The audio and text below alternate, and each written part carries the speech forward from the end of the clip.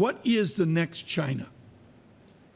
Well, the Party Congress, it's now just concluding in Beijing, lays out, I think, a pretty profound view under the new paramount leader, Xi Jinping. Not that he's a new leader, but he's been designated with this new status.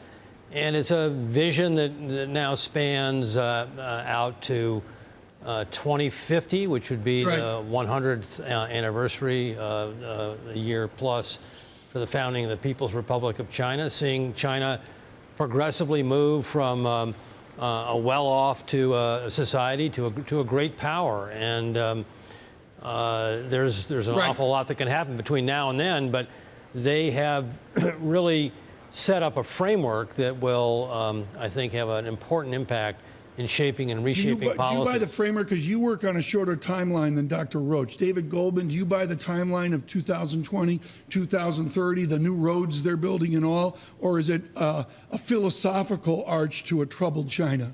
China is in the midst of a value explosion led by a technological revolution which mobilizes the talents of the largest and hardest working population in the world. It's something the world has never seen, and it's going to amaze all of us. All right, Stephen Roach, talk to me about deleveraging in China. This is the one thing that spooks investors, that the PBOC governor was also warning of. Are they deleveraging enough? Well, I think they're focused on it, Francine. There's no question about it. The point about the debt problem in China that is, I think, extremely important is that they owe the debt to themselves. They don't owe the debt to potentially skittish foreign investors. They have the highest savings rate in the world, and that doesn't mean that they should continue down the road of debt-intensive growth, especially if it is a debt that has largely been accumulated by state-owned enterprises in China.